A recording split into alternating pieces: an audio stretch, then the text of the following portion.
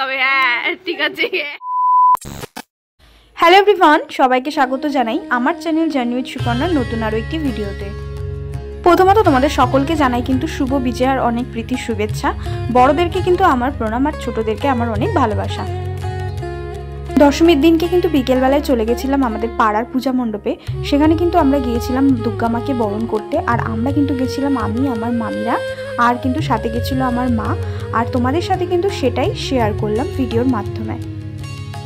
হাঁটতে কিন্তু চলে এসেছি পূজা মণ্ডপে। আর এখন কিন্তু যাব মাকে বরণ করতে। আর তোমাদের সাথে কিন্তু ভিডিওর মাধ্যমে সবটা শেয়ার করলাম।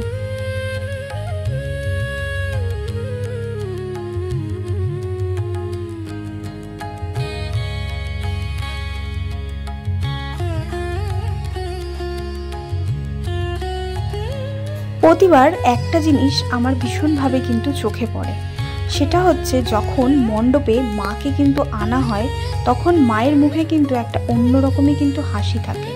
আর ঠিক যখনই কিন্তু দশমীটা আসে, মাকে কিন্তু বরণের সময় আসে এবং বিদায় জানানোর সময় আসে, তখন কিন্তু মায়ের মুখের সেই হাসিটা কিন্তু আর দেখা যায় না। আর মায়ের চোখটা কিন্তু সেদিন সত্যি একদম কিন্তু ছলছল করছিল। আর শুধু আমি নয়, যত মহিলা তোমরা এখানে দেখতে পাচ্ছ সবাই কিন্তু এই জিনিসটা নোটিশ করেছিল। আর সবাই কিন্তু এই জিনিসটা কিন্তু বলা বলিও করছিল। ঠিক যেমনভাবে কিন্তু প্রতিটা মেয়ের বিয়ের পরে তাদের বাপের বাড়ি ছেড়ে শ্বশুরবাড়ি যেতে যেমন কষ্ট হয়, ঠিক সেই কষ্টটাই কিন্তু এই দশমীর দিনের মায়ের মুখে কিন্তু ফুটে ওঠে। বিয়ের আগে যখন কিন্তু বড়দের সাথে এই দশমীর দিন মাকে বরণ করতে যেতাম, তখন কিন্তু সবাই এই কথাগুলো বলা বলি করতো। তবে সেভাবে কিন্তু কখনো সেই জিনিসগুলো অনুভব করতে পারতাম না বা নোটিশও করতে পারতাম না। তবে বিয়ের পরে যতবার কিন্তু মাকে বরণ করতে গেছি, তখন কিন্তু নিজের থেকেই এই জিনিসগুলো কিন্তু আমি ফিল করতে পেরেছি। আর মায়ের মুখটা দেখেও কিন্তু বুঝতে পেরেছি যে হ্যাঁ, সত্যিই কিন্তু মায়ের চোখ দুটো ছলছল করে। আর মায়ের মুখে কিন্তু সেই হাসিটা থাকে না, যেই হাসিটা মা প্রথম দিন কিন্তু মণ্ডপে যখন মাকে আনা হয় সেই রকম কিন্তু সেই হাসিটা আর মায়ের মুখে থাকে না। আবার কালকে থেকে কিন্তু রাস্তার আলোগুলো সব নিভে যাবে, এই মণ্ডপ কিন্তু ফাঁকা হয়ে যাবে, গান বাজনাগুলো সব বন্ধ হয়ে যাবে। আর আমরা কিন্তু সবাই ফিরে যাবো আমাদের সেই ব্যস্ত জীবনে। কিভাবে যে পুজোর 5টা দিন কেটে গেল একদমই কিন্তু নিমেষের মধ্যে। আর আমার মায়ের এই বিদায়বেলায় মায়ের কাছে একটাই অনুরোধ, মা তুমি নিজে ভালো থেকো আর আমাদের সবাইকে কিন্তু ভালো থাকার মতন ক্ষমতা কিন্তু তুমি দিও। মাকে বরণ করার পরে কিন্তু মায়ের সন্তানদেরও কিন্তু বরণ করে নিয়েছিলাম। আর চলো তাহলে তোমাদের সাথে কিন্তু আর বেশি কথা বলবো না, এবার বাকিটা কিন্তু তোমাদের ভিডিওর মাধ্যমে আমি শেয়ার করলাম।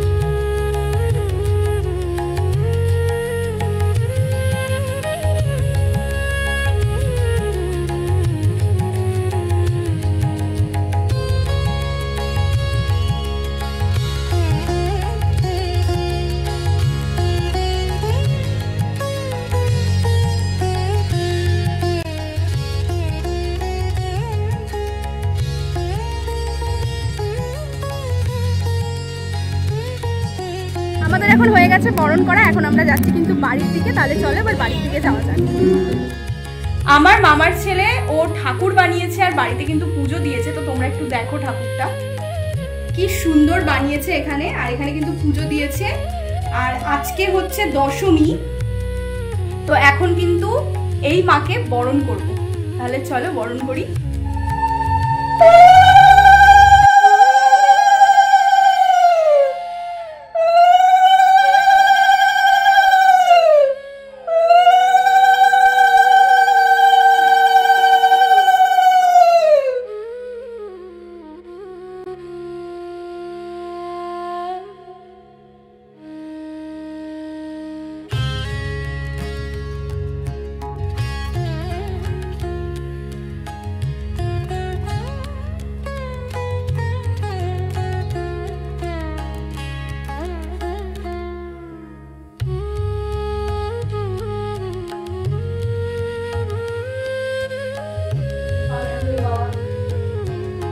নাও সবাই একটু মিষ্টি খাও একটু একটু করে।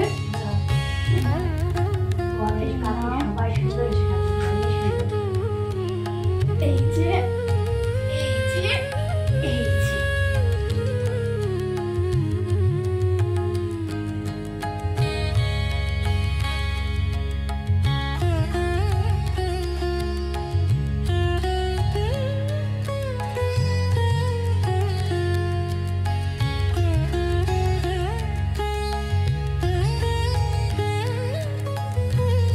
এরপরে কিন্তু বড়দেরকে সবাইকে প্রণাম করা হয়ে গেছিল আমাদের, আর এখানে ভাই আমাকে প্রণাম করছিল, তো তার একটা ছোট্ট ক্লিপ কিন্তু তোমাদের সাথে শেয়ার করলাম।